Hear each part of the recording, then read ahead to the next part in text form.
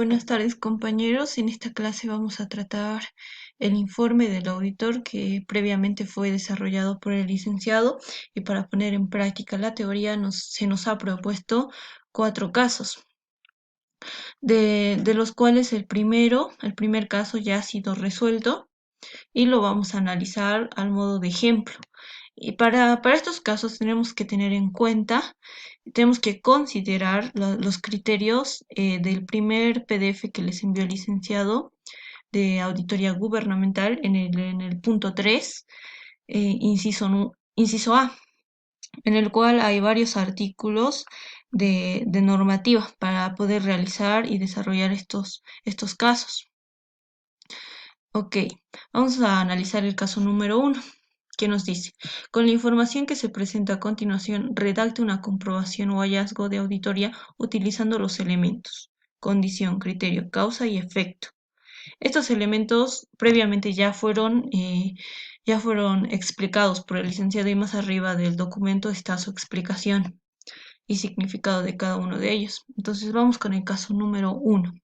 Nos dice: durante una auditoría en tesorería de una entidad pública, se ha determinado la realización de algunos gastos en efectivo por compra de material de escritorio por 1.500 y pago de viáticos por 1.050, con fondos provenientes de las recaudaciones por venta de valores. Ok, vamos a la solución del caso. Vamos a redactar una comprobación de hallazgo que está compuesto por elementos, que vendría a ser en este caso condición, criterio, causa y efecto, los esenciales. En primera instancia tenemos la condición. La condición es lo que está pasando, es la descripción del error que se está teniendo. Ok, leyendo el caso número 1, se tiene que se está realizando gastos en efectivo para la compra de material de escritorio y pago de viáticos, con fondos provenientes de las recaudaciones por venta de valores. Eso es lo que está pasando. Esas dos serían nuestra condición, lo que está pasando, ¿verdad? Todo lo naranjita es la condición. De ahí nos explica: se ha establecido que los ingresos, o sea, las recaudaciones por ventas de valores, esos vendrían a ser nuestros ingresos, se están disponiendo para la compra de material de escritorio y el pago de viáticos, que son autorizados por el jefe administrativo de la entidad. Ok, esa vendría a ser nuestra condición, lo que está pasando. Y ahora el criterio es normativa, leyes, disposiciones aplicables relacionadas con la condición. Eso vendría a ser nuestro criterio. Ok, según el artículo 16, bueno, como estamos haciendo una auditoría en tesorería de una entidad pública, la norma o disposición aplicable en este caso va a ser las normas básicas del sistema de tesorería del Estado. Analizando, tenemos que en el artículo 16 de las mismas nos dice que los recursos del sistema de tesorería del Estado no podrá ser objeto de deducciones por comisiones bancarias ni otros conceptos antes de su ingreso a tesorería respectivo. Ok, los recursos del sistema de tesorería. En este caso, nuestros recursos vendrían a ser las recaudaciones por venta de valores. No podrán ser objeto de deducciones. En este caso está siendo objeto de deducciones porque estamos comprando material de escritorio y pagando viáticos. Ahí ya estamos contraviniendo ese artículo de las normas básicas del sistema de tesorería del Estado. Por otra parte, nos dice el artículo 29, inciso H de la misma norma, de las normas básicas del sistema de tesorería, que establece que los desembolsos deben efectuarse mediante cheque o crédito. Nosotros sabemos que estos desembolsos han sido gastos pagados en efectivo, como dice acá. Nos dice que se ha determinado la realización de algunos gastos en efectivo. Entonces no ha sido mediante cheque o crédito a su misma cuenta. De ahí están los dos artículos que se están contraviniendo con esta condición. Ok, vamos a la causa. La causa nos dice por qué sucedió esta acción, esta debilidad, las razones por las que sucede la desviación entre la condición y el criterio. Ok, nos dice que las disposiciones de los ingresos recaudados para cancelar gastos operativos antes de ingresar en cuentas de tesorería fue realizada por el encargado de tesorería con una autorización del jefe administrativo de la entidad, al margen de disposiciones legales vigentes.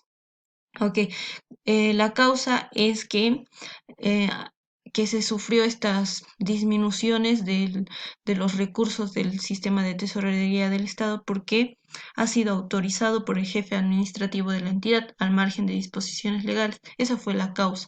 El jefe administrativo ha autorizado estos desembolsos sin tener en cuenta los criterios establecidos o disposiciones legales. Ya, ahora lo último, efecto. Efecto es la incidencia de la desviación entre la condición y el criterio. O sea, el efecto es lo que va a pasar después de haber contravenido esos normativas. Ok, nos dice que las operaciones realizadas en contraposición a las disposiciones vigentes relativas a la administración de recursos públicos constituyen contravención al ordenamiento jurídico administrativo vigente y ocasionan deficiente manejo de los recursos del Estado. Eso nos está diciendo que esta condición va a generar que ocasione deficiente manejo de los recursos del Estado y una contravención al ordenamiento jurídico administrativo. Ese sería nuestro efecto. Y así terminamos de analizar el caso número 1 para tomar como ejemplo para poder resolver los siguientes casos. Ok, ahora vamos a analizar el caso número 2 que nos dice: el Gobierno Autónomo Municipal del Altiplano realizó la construcción de aulas para una unidad educativa, habiendo suscrito contrato con el constructor SRL por un importe de bolivianos 2.500.000. En fecha 10 de octubre del 2018 se canceló un anticipo por bolivianos 650.000, por cuyo monto el contratista entregó una boleta de garantía del banco con vigencia a 23 de octubre del 2019. La recepción definitiva de la obra se realizó en fecha 25 de noviembre del 2019. Al revisar los antecedentes de esta contratación, 21 de abril del 2020, a cargo de N. Chávez, responsable del proceso de contratación, se establece que la empresa constructora no ha devuelto bolivianos 150.000 del anticipo recibido y no es posible ejecutar la boleta de garantía por estar vencida. Entonces vamos a proceder a hacer la condición. ¿Qué nos dice la condición? Es lo que está pasando en el gobierno autónomo municipal del Altiplano. ¿Qué está pasando? Entonces podemos poner que se ha determinado de la revisión de los antecedentes de esta contratación al 21 de abril del 2020 que en fecha 10 de octubre del 2018 se canceló un anticipo por bolivianos 650.000, de los cuales a la fecha la empresa constructora no ha devuelto bolivianos 150.000 y no es posible ejecutar la boleta de garantía por estar vencida. Esa sería nuestra condición, que estamos haciendo una revisión de antecedentes de esta contratación. Descubrimos que en fecha 10 del 2018 se canceló un anticipo de los cuales la empresa constructora no nos ha devuelto 150.000 y no es posible ejecutar la boleta de garantía por estar vencida. Esa sería nuestra condición, lo que está pasando. Ahora vamos al elemento de criterio, que son las normas aplicables a la condición. Como vemos, se nos está hablando de un anticipo. ¿Qué nos dice las normas básicas del sistema de administración de bienes y servicios acerca del anticipo? Para eso vamos al artículo 19 de las normas básicas. Artículo 19. Anticipo. Nos dice: para cubrir los gastos iniciales correspondientes únicamente al objeto del contrato, la entidad pública podrá otorgar un anticipo que no deberá exceder el 20% del monto total del contrato. Entonces, nos dice que el anticipo que cancelamos no debe exceder el 20% del monto total del contrato, en este caso 2.500.000. Entonces, hacemos un cálculo para ver cuánto es el 20% de 2.500.000. El 20% de 2.500.000 es 500.000. En este caso se excedió. Dimos un anticipo que se excedió en 150.000. Estamos contraviniendo este artículo. Por otra parte, tenemos una boleta de garantía vencida. Nos dice que el contratista entregó una boleta de garantía con vigencia el 23 de octubre del 2019, cuando al 21 del 04 del 2020 todavía nos siguen debiendo. Pero ¿qué dice la normativa respecto a esto? Para eso vamos a considerar lo que está transcrito en el punto 3, inciso A. Lo que nos dicen las normas básicas del Sistema de Administración de Bienes y Servicios, artículo 21, inciso E, nos dice, la garantía de correcta inversión del anticipo deberá estar vigente hasta la recuperación total del monto del anticipo. Si corresponde, deberá solicitarse la renovación de la garantía. Ok, nos dice que la garantía debe estar vigente hasta la recuperación total del monto del anticipo. Pero, sin embargo, en este caso, nuestra boleta de garantía no está vigente, ya que ya venció el 23 de octubre del 2019, cuando a fecha 21 de abril de 2020 todavía nos seguían debiendo 150.000. No está vigente esa fecha. Por eso no es posible ejecutar la boleta de garantía. Ahora vamos al elemento causa. ¿Qué es lo que está causando la desviación entre la condición y el criterio? Para esto vamos a la parte de las normas básicas del Sistema de Administración de Bienes y Servicios que dice participantes del proceso de contratación, que empieza desde el artículo 32 con la máxima autoridad ejecutiva. Vamos al artículo 36, que nos habla de la unidad administrativa. Y nos habla de sus principales funciones. En el inciso K nos dice que una de sus principales funciones es administrar y custodiar las garantías.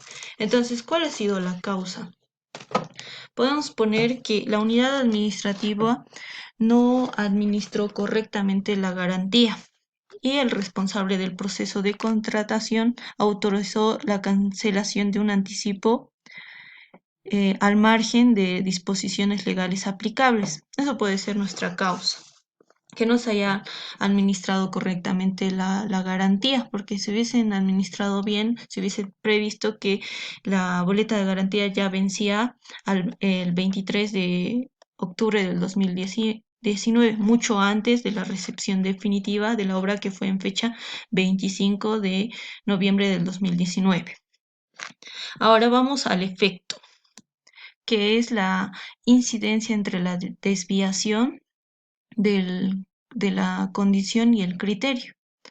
También tiene que ver con las responsabilidades del servidor público, que son la responsabilidad civil, ejecutiva, administrativa y penal. Días antes de que iniciara la cuarentena, les dejé en la fotocopiadora em, resúmenes que explicaban cada una de estas responsabilidades y exámenes de años pasados sobre teoría. Entonces quisiera que analicen eso y con eso poder hacer la parte del efecto. Entonces tenemos que no se nos ha devuelto 150.000 bolivianos. Es algo que nos está afectando a nosotros económicamente, ¿verdad? Son 150.000 bolivianos. Entonces podemos decir que las operaciones realizadas constituyen contravención o constituyen indicios de responsabilidad civil. ¿Qué nos dice la responsabilidad civil?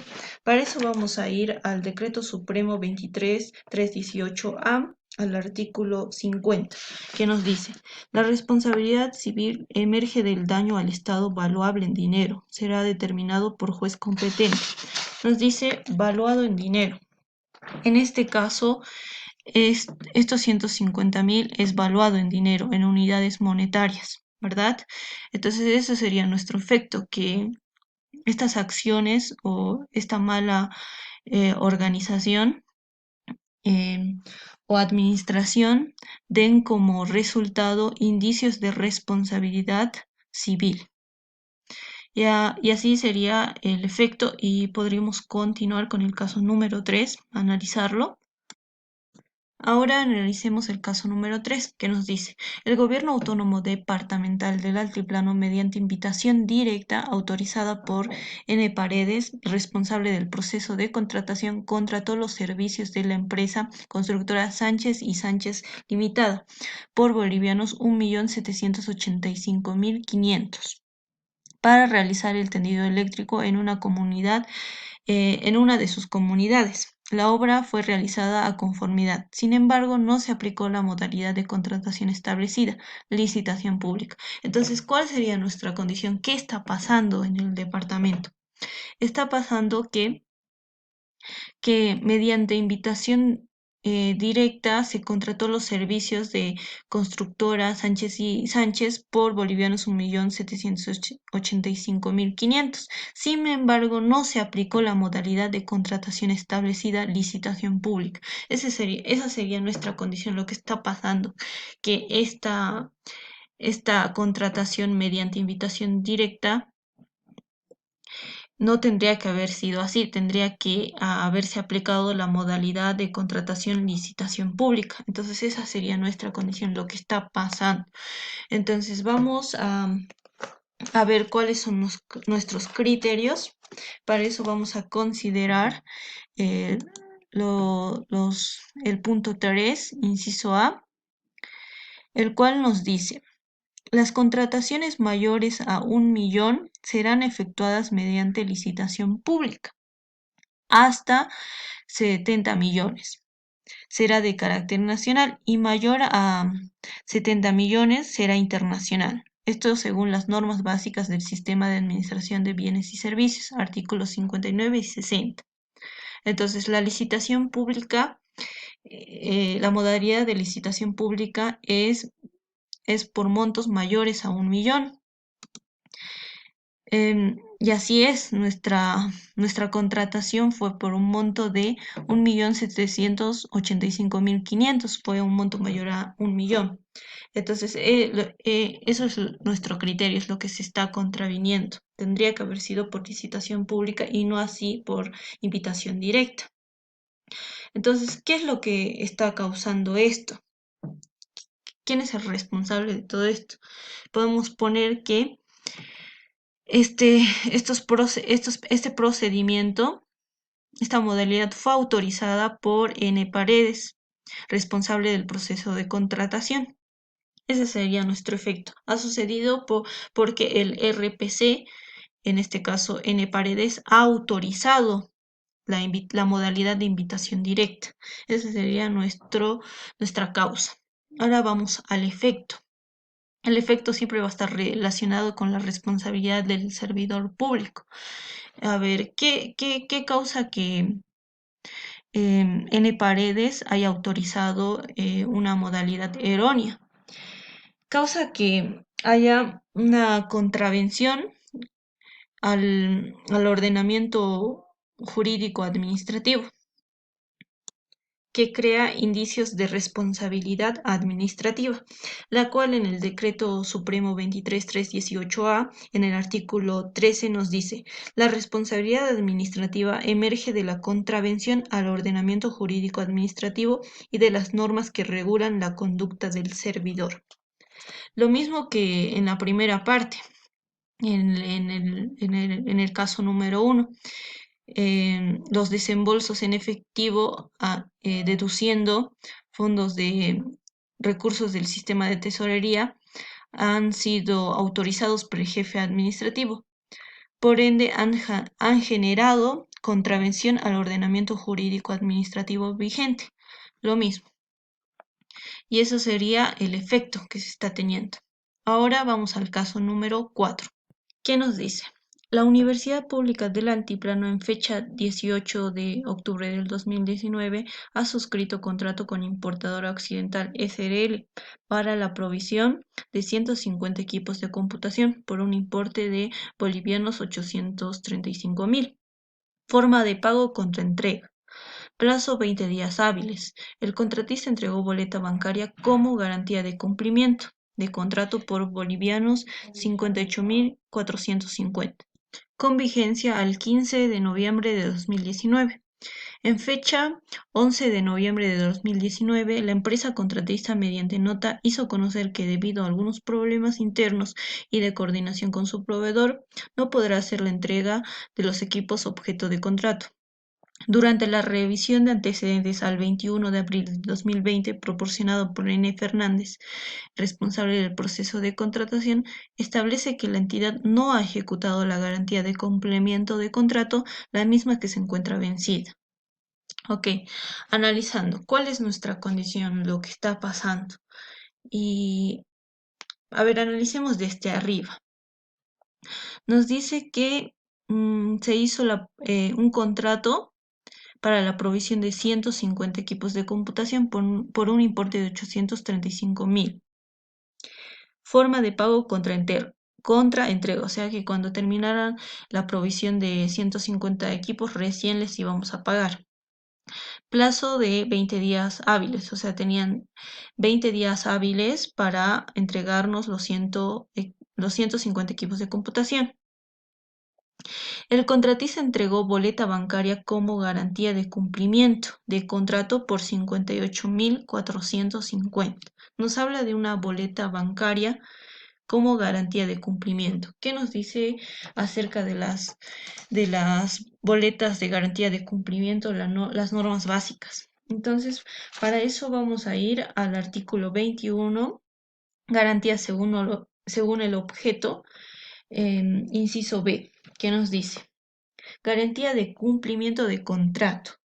Tiene por objeto garantizar la conclusión y entrega del objeto del contrato. Será equivalente al 7% del monto del contrato. Ok, nos dice que esta garantía de cumplimiento tiene que ser del 7%, ¿verdad? Si es más o es menos, estaría contraviniendo este artículo. Vamos a hacer el cálculo. Eh, ¿Cuánto es el monto del contrato? Es de 835.000, ¿verdad? Por el 7%. ¿Cuánto nos da? 58.450, y es el monto que nos ha entregado como garantía. Nos ha entregado una boleta bancaria que vale ese monto. Entonces hasta ahí estamos bien. No hay una contravención contra ese artículo. Entonces, con vigencia a 15 de noviembre de 2019. Ok. ¿Qué nos dicen las normas básicas del sistema de administración de bienes y servicios acerca de la garantía de cumplimiento de contrato? Para eso vamos al artículo 21, inciso B de las mismas, que nos dice, la garantía de cumplimiento de contrato deberá estar vigente hasta la recepción definitiva del bien, obra, servicio general o servicio de consultoría. En este caso son bienes, ¿verdad? Son 150 equipos que nos tienen que entregar. Nos dice que la garantía de cumplimiento tiene que estar vigente hasta la entrega definitiva del bien. Para eso está el plazo de 20 días hábiles. Supuestamente, a partir de la fecha de suscripción de contrato, que fue en fecha 18 de octubre de 2019, se tienen que computar 20 días hábiles para la entrega definitiva. Tenían 20 días hábiles para entregarnos los 150 equipos de computación. Hacemos un calculito para ver si la garantía de cumplimiento sigue vigente antes de los 20 días hábiles. Entonces vamos al calendario, vamos a octubre, ¿verdad? Cuando se suscribió el contrato fue el 18 de octubre de 2019. Entonces empezamos a contar 20 días hábiles. Las normas básicas del sistema de administración de bienes y sus servicios, en el artículo 15, plazos, términos y horarios, nos dice, en el romano 2 nos dicen, son considerados días hábiles administrativos los comprendidos entre lunes y viernes. No son días hábiles administrativos los sábados, domingos y feriados. Entonces solo vamos a contar de lunes a viernes. 20 días hábiles. Que empecemos. 1, 2, 3, 4, 5, 6, 7, 8, 9, 10, 11, 12, 13, 14, 15, 16, 17, 18, 19, 20. Tenían hasta el 15 de noviembre de 2019 para entregarnos los 150 equipos de computación y por ende la vigencia de la garantía de cumplimiento de contrato cumple con esto porque si nos entregaban los equipos de computación dentro del plazo de 20 días hábiles, la garantía seguía con vigencia. Entonces, hasta ahí estaba todo bien, nos entregaron el equipo, la garantía estaba bien, el monto de la garantía o la boleta bancaria concordaba con el 7% según norma. Pero ¿qué nos dice? En fecha 11 de noviembre de 2019, la empresa contratista mediante nota hizo conocer que debido a algunos problemas internos y de coordinación con su proveedor, no podrá hacer la entrega de los equipos objeto de contrato. Estamos redactando nuestra condición, qué es lo que está pasando. Hasta acá no teníamos nada, estaba todo correcto, pero dice que en fecha 11 de noviembre de 2019 nos dicen que no van a poder cumplir con el contrato. Por eso, durante la revisión de antecedentes al 21 del 04 de 2020 proporcionada por N. Fernández, establece que la entidad no ha ejecutado la garantía de contrato y la misma se encuentra vencida. Entonces, esa sería nuestra condición. Nuestra condición es que se ha determinado de la revisión de antecedentes al 21 del 04 que después de quedar cancelada o nula el proceso de contratación, no se ha ejecutado la garantía de cumplimiento y a la fecha la misma se encuentra vencida. Esa sería nuestra condición, ¿verdad? Ahora vamos al criterio, la relación con las normas. Nos dice que no se ha ejecutado la garantía de cumplimiento una vez que quedó cancelado o nula el proceso de contratación. Por eso vamos a ir al artículo 103 de las normas básicas del Sistema de Administración de Bienes y Servicios, que nos dice ejecución de garantías.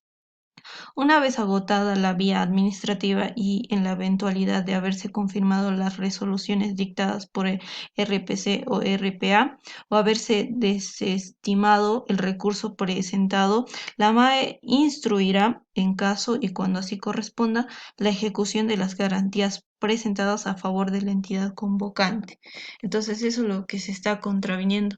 En el momento que se haya cancelado el proceso de contratación por incumplimiento, se tendría que haber ejecutado la garantía de cumplimiento para que ésta ya no se venciera, porque nos avisó 4 días antes de que venciera, ¿verdad? No había tiempo de ejecutarlo todavía. Entonces ese sería nuestro criterio. Entonces, ¿cuál es nuestra causa? ¿Qué es lo que ha hecho la desviación entre la condición y el criterio? Y el mismo artículo nos dice que la MAE instruirá. Entonces, podemos poner que la MAE no ha instruido la ejecución de la garantía de cumplimiento, dando lugar al vencimiento de la misma. Eso podría ser uno de las causales. O no, sí, sería eso. ¿Y cuál es el efecto? El efecto vendría a ser, nos estamos concentrando en la MAE. ¿Qué responsabilidad atrae? Entonces vamos a analizar la responsabilidad ejecutiva que es orientada solamente, que se aplica solamente al máximo ejecutivo de la entidad. Según los apuntes que les he dejado antes de la cuarentena, nos dice que la responsabilidad ejecutiva se aplica solo al máximo ejecutivo de la entidad cuando no rinda cuenta de sus actos. También cuando su gestión sea negligente y no haya logrado los resultados esperados. El Decreto Supremo 23318A, en el artículo 34, naturaleza de la responsabilidad ejecutiva, nos dice, la responsabilidad ejecutiva emerge de una gestión deficiente o negligente, así como el incumplimiento de los mandatos expresados señalados en la ley. Entonces, lo que genera es responsabilidad ejecutiva, este accionar de la MAE al no haber instruido la ejecución de la garantía. Y ahí concluiremos con los casos analizados. Y espero que les haya servido el video y cualquier duda o pregunta que tengan me la hacen llegar por mensajito, por inbox. Yo siempre voy a estar ahí conectada en línea.